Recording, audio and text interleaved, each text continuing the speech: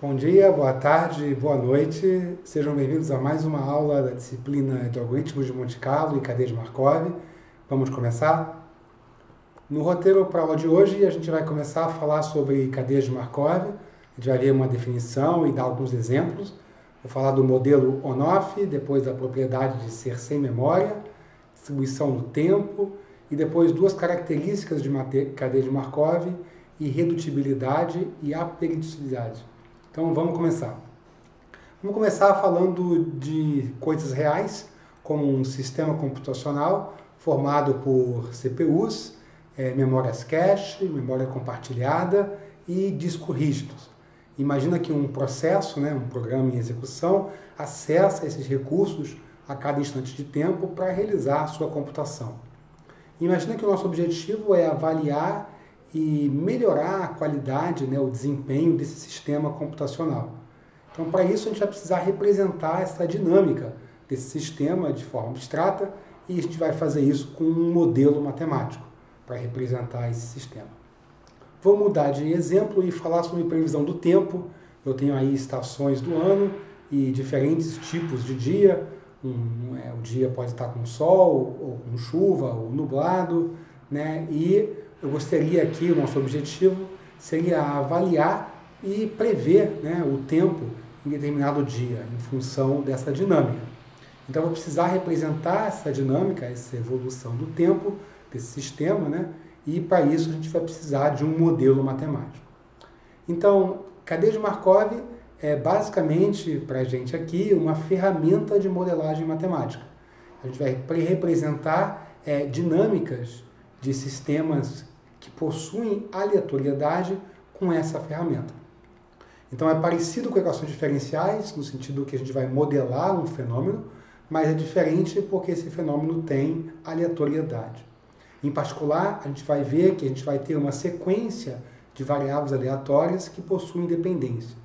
Essa ferramenta é muito poderosa, tanto na teoria, para provar um monte de teorema, quanto na prática, para representar sistemas reais e avaliar e modelar sistemas reais. Ela é amplamente utilizada por matemáticos e engenheiros, mas muito mais do que isso. Você encontra usos de cadeia de Markov em praticamente todos os domínios do conhecimento. Tem médico usando cadeia de Markov, biólogo, sociólogo e por aí vai. E cadeias de Markov, elas podem codificar sistemas de grande complexidade, elas podem ser arbitrariamente, digamos, complexas para representar melhor o seu sistema real. O nome Markov vem de Andrei Markov, que é um matemático russo, que estudou esse tipo de modelo, tentando entender a lei fraca dos grandes números para a sequência de variáveis aleatórias que tem dependência. Então era um estudo bem teórico que deu origem a essa ferramenta, que hoje é muito utilizada na engenharia e em várias áreas do conhecimento. Muito bom. Então, cadeia de Markov, elas têm um espaço de estado, que basicamente representa todos os estados que o sistema pode se encontrar, e isso vão ser os possíveis valores que a minha sequência de variáveis aleatórias vão poder assumir. Esse espaço de estado pode ser finito ou infinito, pode ser contável ou não contável. A gente vai estar interessado no curso aqui em espaço de estado quase sempre finito. Bom, além disso, a gente vai ter uma matriz de transição de estado que diz para a gente todas as possíveis transições de um estado para outro que o sistema pode fazer. Essas transições, elas são aleatórias. Na hora de transicionar de um estado para o outro, eu vou fazer isso com uma certa probabilidade. E essas transições vão depender apenas do estado atual. A gente vai trabalhar com um tempo discreto, o que significa que a cada instante de tempo tem uma transição, mas também existem cadeias de Markov de tempo contínuo. Além disso, a minha cadeia de Markov vai ter um estado inicial, que é onde que o sistema começa, que pode ser escolhido de maneira determinística, eu começo sempre nesse estado aqui, ou de maneira aleatória, eu tenho uma distribuição para onde que o meu sistema vai começar. Então, graficamente, a gente representa uma cadeia de Markov com um grafo direcionado com pesos. Os vértices desse gráfico representam os estados do meu sistema, os estados da cadeia de Markov. As arestas, as possíveis transições, e os pesos, as probabilidades de transição. Lembrando que a soma dos pesos de saída tem que ser igual a 1, porque na hora de transicionar, a cadeia tem que transicionar para algum estado. Então vamos falar do modelo ON-OFF, ou da cadeia de Markov ON-OFF, que é a mais simples e talvez a mais utilizada cadeia de Markov. Ela possui apenas dois estados, um estado ON ligado e um estado OFF desligado, e todas as possíveis transições, né? A transição de ON para OFF, de OFF para ON, e os self loops de ON para ON e de OFF para OFF. Repara que essa cadeia tem dois parâmetros, o parâmetro P e o parâmetro Q. E aí, com isso eu determino a minha matriz de transição. Então, a matriz P é a matriz de transição, uma entrada dessa matriz, a entrada IJ, codifica a probabilidade de transição do estado I para o estado J da minha cadeia de Markov. Muito bom. Então, vamos voltar aqui ao nosso exemplo do sistema computacional. Imagina um processo, né, percorrendo por esses recursos, né, e eu gostaria de modelar essa dinâmica. Então, o que eu posso fazer é atribuir cada recurso desses aqui a um estado da minha cadeia de Markov. Então, o HD vai ser o estado 1, a CPU o estado 2, o cache o estado 3, a memória o estado 4. E aí eu tenho transições entre esses estados que podem ser definidas empiricamente. Você foi lá e olhou, né, para o processo e viu para qual recurso que ele vai. E, além disso, você definiu probabilidade de transição de um recurso para outro. Então, isso aqui dá origem, né, a uma cadeia de Markov de 4 estados, com essa possível aqui matriz de transição. Então repara aqui que essa matriz agora é 4x4 e eu estou codificando as possíveis transições. Então, por exemplo, não tem transição, né, do HD para o cache. Né? A P13 é igual a 0. Em compensação, tem sempre transição do recurso para ele mesmo e para o recurso, digamos, vizinho, nesse meu diagrama aí de cima. Lembrando que, né, se eu pegar uma linha dessa matriz de probabilidade, a soma da linha tem que ser igual a 1, porque eu preciso transicionar para algum estado. Muito bom. Então, uma definição formal da cadeia de Markov: S vai sempre ser o nosso espaço de estados, P vai sempre ser a matriz de transição, e X de T é a variável aleatória que determina o valor do sistema no instante de tempo t, ou seja, em qual estado o sistema está no instante de tempo t. Então, repara que para cada t, essa variável aleatória x de t vai ter uma distribuição diferente. Então, a probabilidade de x de t ser igual a S é a probabilidade de, no tempo t, você encontrar o sistema, ou a cadeia de Markov, no estado S. E esse S aí é qualquer estado dentro do conjunto de espaço de estados da minha cadeia. Então vamos falar aqui sobre o nosso modelo ON-OFF e, para dar um exemplo concreto, vamos parametrizar ele com P igual a 1/4 e Q igual a 2/3.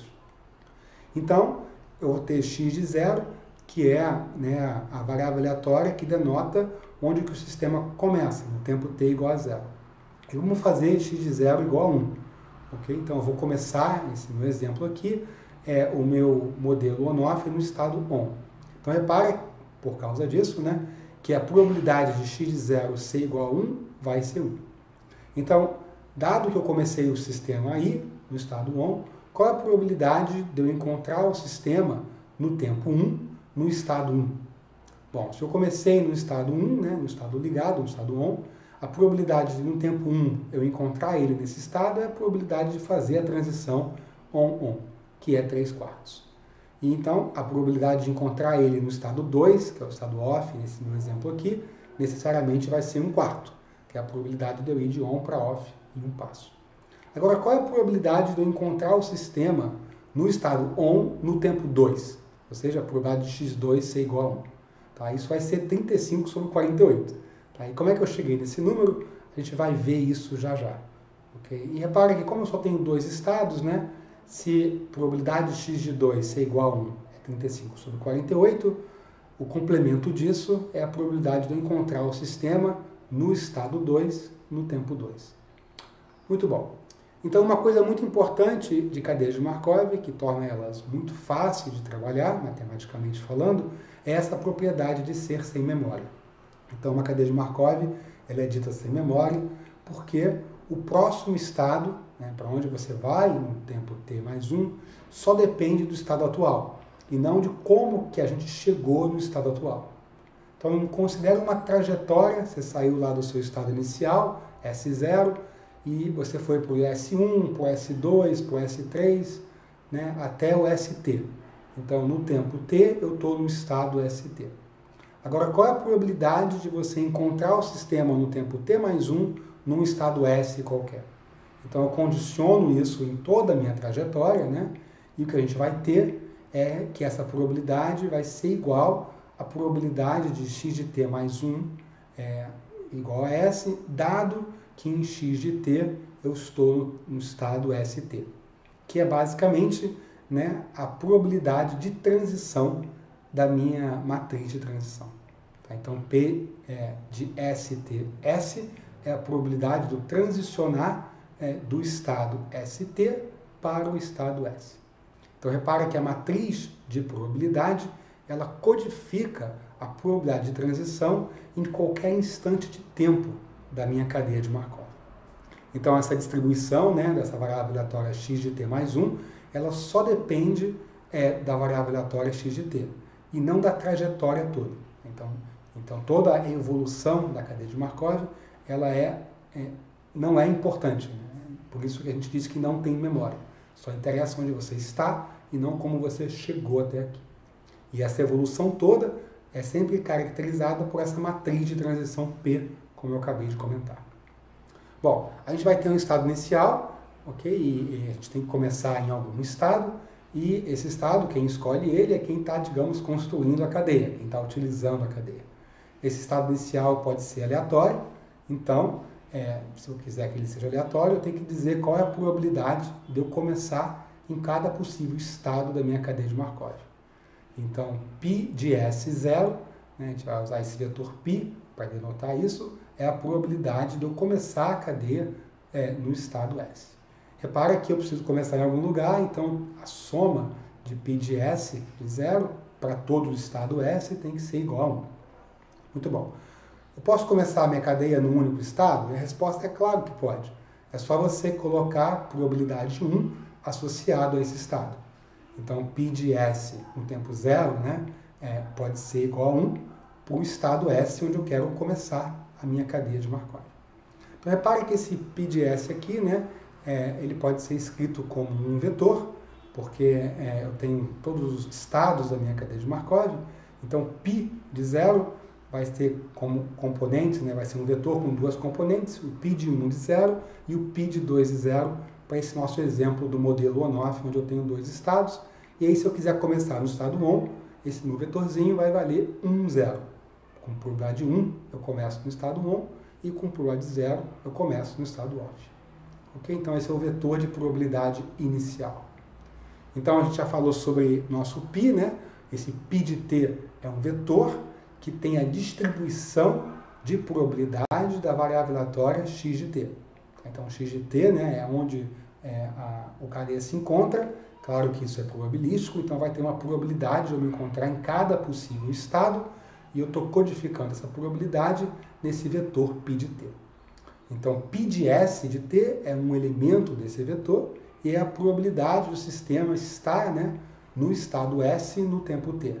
Então, de forma vetorial, eu posso sempre pegar o meu vetor π de t e quebrar ele, né, escrever o vetor por extenso, com π de 1 de t, π de 2 de t, π de n de t, onde, né, cada um desses corresponde à probabilidade de x de t ser igual àquele estado. Muito bom. Agora vamos voltar àquela pergunta de quanto que vale π de t. Qual é a distribuição da minha cadeia de Markov no tempo t. Então, a ideia aqui é tentar utilizar aonde você está, onde você estava no tempo t menos 1, para calcular onde você vai estar no tempo t. Então, se eu souber, né, que no tempo t menos 1 eu estou no estado on, eu consigo calcular a probabilidade de no tempo t eu estar no estado on. Okay? Por quê? Bom, porque se eu tiver no tempo t menos 1 no on, a probabilidade de no tempo t eu estar no on é fazer a transição 3/4. Se no tempo t menos 1 eu estou no estado off, eu posso me encontrar no estado on, pegando essa probabilidade, essa transição de off para on, que tem probabilidade de 2/3. Então, se eu condicionar aonde eu estou no tempo t menos 1, eu consigo calcular aonde eu vou estar no tempo t. E eu posso descondicionar multiplicando, né, pela probabilidade de eu estar naquele estado no tempo t menos 1. Tá? Então, o π de 1 de t, nesse nosso exemplo aqui, vai ser 3/4 vezes π de 1 de t menos 1, que é a probabilidade de eu estar no estado 1 no tempo t menos 1, mais 2/3 vezes a probabilidade de estar no estado 2 no tempo t menos 1. Repara que 2/3 é a probabilidade que me traz de volta para o estado on. E eu posso escrever π de 2 de t da mesma maneira, né? A probabilidade de eu me encontrar no estado off no tempo t vai ser 1/4 vezes a probabilidade de eu estar no estado on no tempo t menos 1, mais 1/3 vezes a probabilidade de estar no estado off no tempo t menos 1, pegando aí o self-loop. Então eu posso generalizar essa ideia e escrever isso para qualquer cadeia de Markov, não só para o modelo on-off. Então, a ideia, como eu comentei, basicamente a gente condiciona e depois descondiciona. Então, a probabilidade, né, de x de t ser igual a i, eu posso computar isso condicionando onde o sistema está no tempo t menos 1 e descondicionando, que é multiplicando pela probabilidade do sistema estar naquele estado no tempo t menos 1. Então, nada mais do que eu fiz aqui foi utilizar a lei de probabilidade total para encontrar essa probabilidade. E aí, então, repara que eu vou escrever, né, isso, essa lei de probabilidade total. Então, π de x, a probabilidade de x de t menos 1 ser igual a j é justamente o π de j no tempo t menos 1. Então, repara que eu estou relacionando, né, os π's, construindo uma recursão utilizando o tempo. Então, de novo, a gente pode escrever isso de maneira matricial. Então, π de t agora aqui é o meu vetor, né? E eu posso escrever ele como sendo o vetor no tempo t menos 1, que é π de t menos 1, vezes a minha matriz P. Okay? Se você fizer a conta, o que a gente tem aí em cima é justamente essa multiplicação de vetor por matriz. Okay? Onde esse meu vetor π, aqui eu estou escrevendo ele como sendo um vetor linha. Okay? Um vetor assim. Muito bom. Então, repara que π de t menos 1, ele também pode ser escrito, né, como π de t menos 2 vezes a matriz P. Ok? E, de novo, né, π de t menos 2 pode ser escrito como π de t menos 3 vezes a matriz P. Então, eu posso desenrolar essa recursão até chegar em π0, que é a distribuição do estado inicial, que a gente tem que determinar. Então, repare que eu vou ter várias multiplicações de matrizes aí. Então, se eu multiplicar todas elas, eu vou ter P elevado a T, né, que é a multiplicação da matriz P por ela mesma, T vezes. Então, a gente consegue caracterizar π de T, basta multiplicar o π de 0 pela matriz P, que essa é a boa notícia. A má notícia, né, é que essa conta é bastante cara, porque multiplicar a matriz é da ordem de n ao cubo, e eu tenho que fazer aqui, né, a princípio, T multiplicações de matrizes, para encontrar o meu π de t. Muito bom. Vou falar então agora de duas propriedades. A primeira delas é a comunicação entre estados de uma cadeia de Markov. Okay? Considera então dois estados, SI e SJ. Então a gente vai dizer que SI se comunica com SJ, okay? Se existe algum T, tal que a probabilidade de eu me encontrar no estado SJ depois de um tempo t, dado que no tempo t0 eu estou no estado i, seja maior do que zero. Okay? Então, basicamente isso quer dizer, né, que existe uma trajetória com probabilidade não nula, né, de eu sair do estado SI e chegar no estado SJ. Okay? Essa propriedade não vai depender de t0, okay? Então eu posso sempre fazer t0 igual a zero, okay? E basta que eu tenha um caminho no grafo direcionado do estado SI para o estado SJ. Porque se tiver um caminho, né, isso implica que tem uma probabilidade não nula de sair de um estado para o outro. Muito bom. Então, esse SI se comunica com SJ e SJ se comunica com SI. a gente vai dizer que esses dois estados se intercomunicam, ok? Muito bom. E aí isso é fundamental, essa intercomunicação aí de estados, para definir essa propriedade que é irredutível, ou irreducible em inglês. Então, uma cadeia de Markov é dita irredutível se para qualquer par de estados eles se comunicam, ou melhor, eles se intercomunicam. Tá? Caso contrário, ela é dita redutível. Okay? E aí eu posso reescrever essa propriedade olhando para uma propriedade de grafos, né? Olhando para um grafo direcionado, construído, aí, induzido pela matriz de transição de probabilidade. E aí, se há caminho direcionado entre qualquer par de vértices, então a minha cadeia de Markov vai ser irredutível. Então, repara que se há caminho direcionado, eu posso ir de SI para SJ e de SJ para SI para qualquer par de vértices, isso significa que esse grafo direcionado é fortemente conexo. Então, a propriedade fortemente conexo, né, do grafo induzido aí pela matriz de probabilidade é equivalente a propriedades ser redutível.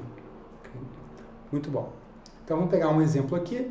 Esse meu exemplo, esse meu modelo on-off, ele é irredutível? Okay? A resposta é sim. Eu posso ir sempre do on para off e do off para on.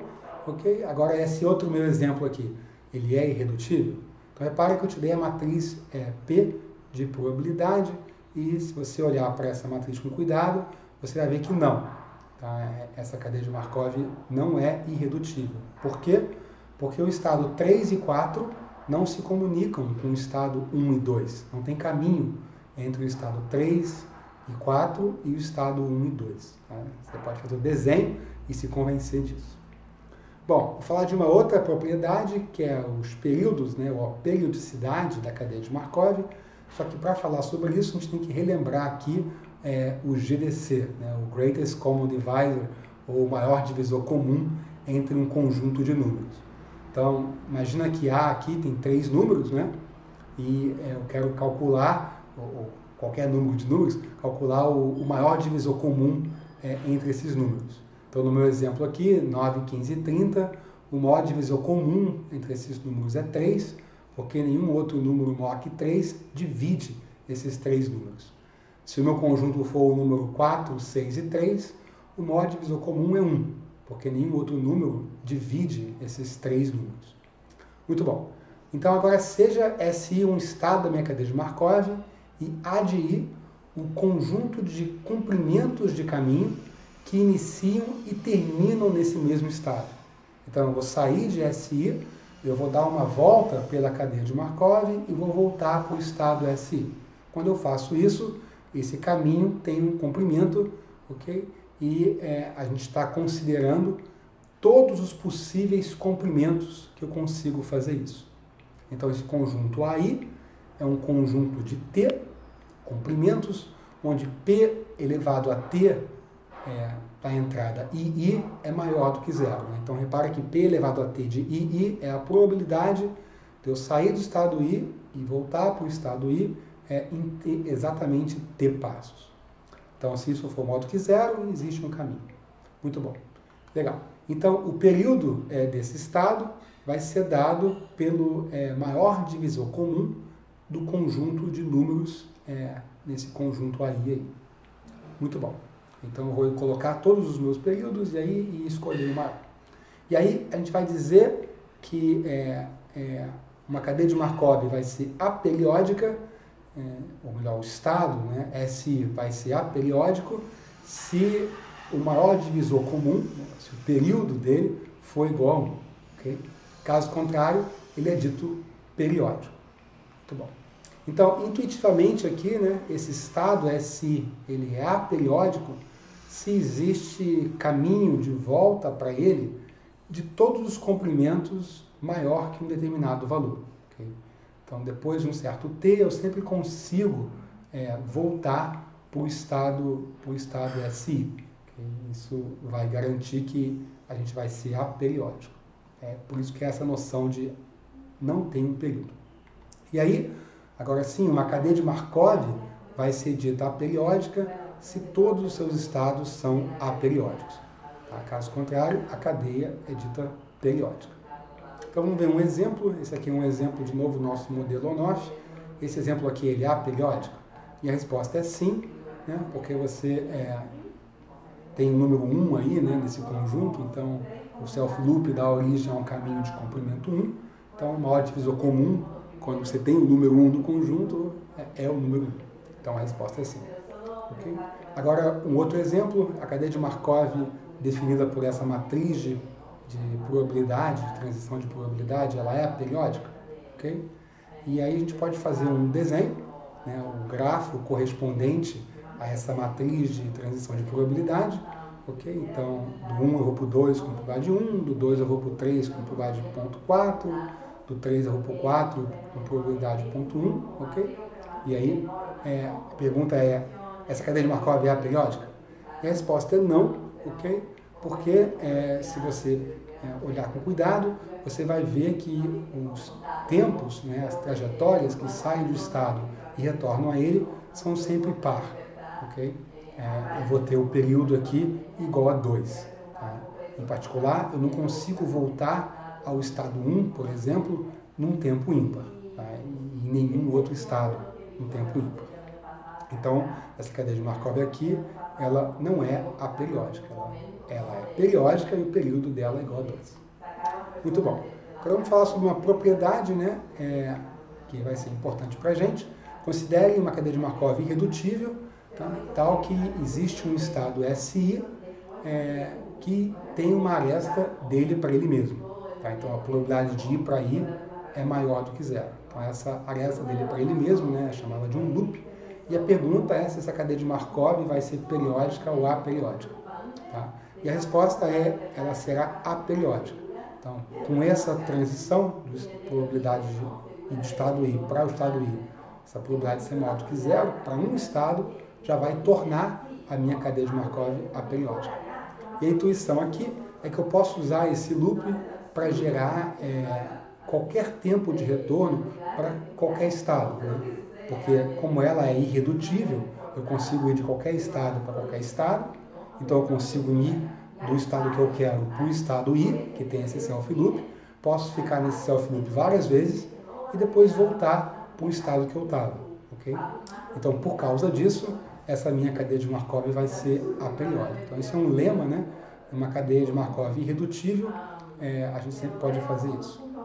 Muito bom. E aí, uma outra característica é esse lema, aqui embaixo, que uma cadeia de Markov irredutível, ou os estados são todos aperiódicos, ou eles são todos periódicos com o mesmo período. Okay? Então, isso notícia é boa, porque basta eu caracterizar um estado da minha cadeia de Markov finita. Okay? Porque se eu caracterizar esse estado como sendo periódico ou aperiódico, eu caracterizo todos da cadeia de Markov.